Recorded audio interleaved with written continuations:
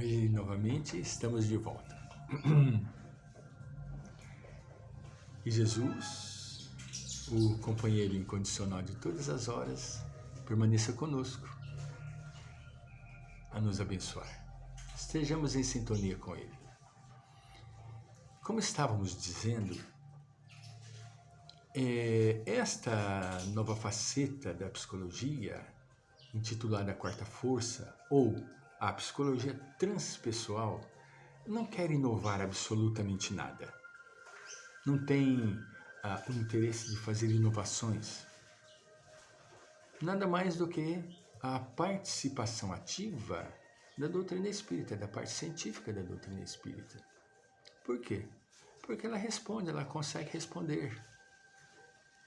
Ela consegue abrir um leque de compreensão e de interpretações da vida transpessoal, da vida transcendental. Né? O ser não pode ser observado, a problemática da criatura humana não pode ser observada ainda nos dias de hoje como uma tábula rasa, como antigamente. Né? Não, o indivíduo traz muitas lembranças, traz muitas experiências que não podem ser esquecidas, ignoradas. Muitos problemas se encontram lá no inconsciente. Por isso que a Quarta Força, com auxílio da doutrina espírita magnífica, explica a problemática da nossa existência, abrindo as portas ao mundo transcendental. Então, nessa ótica do ser trino, a doutrina, contribuindo para a psicologia e para os clínicos e psicólogos que se encontram abertos a este estudo, esta aceitação, vão, com muito acerto, direcionar o problema que as criaturas apresentam de ordem transcendental. O problema não está aqui, o problema está no passado. Nisso, então, precisamos entender o passado. Como que nós conseguiremos vasculhar o passado de uma pessoa se mesmo a doutrina espírita nos diz esquecimento do passado? Nós não vamos, de forma alguma, querer saber vasculhar o passado da pessoa. Não. Nós precisamos ter o enfoque. Só priorizar o enfoque do problema. Nós não precisamos vasculhar, fazer um remexido naquilo que a pessoa é, de forma alguma. Nós precisamos simplesmente priorizar, observar o ponto em desequilíbrio e penetrar profundamente naquele ponto em desequilíbrio. Para isso, a pessoa precisa ter uma compreensão doutrinária. Ela precisa entender os efeitos da comunicação com os espíritos, a comunicabilidade, né? Ter um entendimento de que todos nós somos médiuns e como medianeiros nós nos comunicamos com o plano astral. Esse plano astral está diretamente relacionado com a nossa pessoa, né? É necessário que haja uma compreensão de que as sensitivas, elas auxiliam demais. Hoje nós temos casos onde nós trabalhamos com o paciente e, juntamente com o paciente, uma sensitiva. Desde que haja feito uma prévia com o paciente e seus acompanhantes do tipo de terapêutica que ele vai ser submetido, né? Onde, geralmente, o sensitivo recebe a manifestação da entidade obsessiva que está perturbando a pessoa e dando-lhe aquele desconforto, dando-lhe aquele desequilíbrio psicofísico, né? Psicofísico por quê? Porque é um distúrbio psíquico que desenvolve desordens físicas.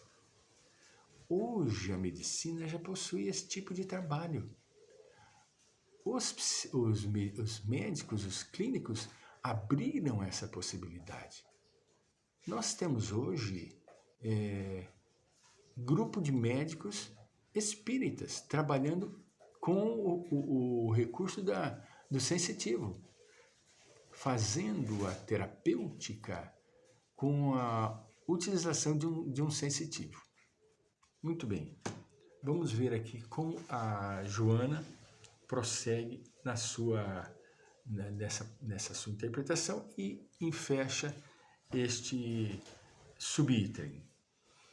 A visão transpessoal espírita,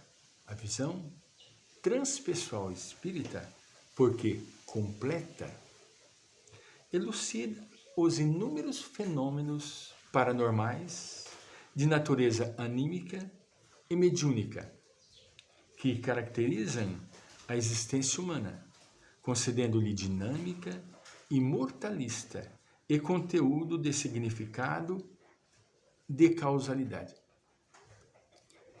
Ela vai verdadeiramente penetrar na causa dos problemas que estão se sucedendo com a pessoa, não é? Ela precisa verdadeiramente do recurso da doutrina espírita. Não poderia, em hipótese alguma, ter a sua resposta se não estivesse amparada pela doutrina. Porque a doutrina, como sendo imortalista, ela vai trazer a sua resposta com base especificamente na causa do problema, né? Não vai lidar com hipótese, não, ela vai lidar com uma causalidade, né? Este problema está relacionado com a vida passada desse nosso irmão, aonde manifesta-se um irmãozinho, um companheiro do passado, que se encontra necessitado da mudança deste seu hospedeiro, seu hóspede, né? O hóspede que está hospedado no paciente, o hóspede, que é o obsessor, está hospedado no obsidiado, tem necessidade de uma mudança para que ele se afaste. No caso, geralmente, é o perdão. Os obsessores, de um modo geral, sempre estão vinculados com mágoas, com rancores, com vingança. Eles querem vingança. E nisso eles perturbam, desenvolvendo uma série de patologias, levando o obsidiado a cometer uma série de delitos, vícios e outras coisas. Como, por exemplo, o alcoolismo é uma coisa muito comum nesse intercâmbio de espírito para o obsessor para o obsedado. É muito comum. Nós, quando olhamos um alcoólatra, nós temos que olhar uma criatura, um irmão nosso, em processo de patologia, onde essa patologia se encontra no seu passado. E ali não só está aquele alcoólatra, estão alguns outros dos seus amigos do passado presentes, que exigem dele uma mudança, um comportamento alterado, uma escusa. Enfim, Então, essa é a grande contribuição que a doutrina espírita oferece para a psicologia. E assim, Joana de Ângeles encerra. A pessoa observada do ponto de vista imortal é pré-existente ao corpo. E sua origem perde-se nos milênios passados do processo evolutivo, desenvolvendo-se fiel a uma fatalidade que se manifesta em cada experiência corporal, cada reencarnação, como aquisição de novos implementos, faculdades e funções que tangenciam ao crescimento e à felicidade. A pessoa que é o que nós estamos estudando, sintetiza, quando corporificada, as dimensões várias que lhe cumpre preservar e aprimorar, facultando o desabrochar de recursos que lhe fazem embrionários e são essenciais ao seu existir. A doutrina espírita, trabalhando no seu aspecto científico ao lado do campo psicológico. Entende? Isso é fundamental, isso é lindo. A doutrina é atual, mostrando a atualidade desta doutrina dinâmica. A doutrina espírita não é estática, ela está sempre em novas aberturas. Por quê? Por quê? Porque nós estamos ampliando a nossa compreensão. Não é a doutrina que está ampliando, a doutrina nós é que estamos modificando. Não é, se eu falei, eu cometi um engano. Não é a doutrina que está se modificando, somos nós é que estamos compreendendo-a melhor. A doutrina nós é que estamos modificando para poder melhor compreendê-la. Entende?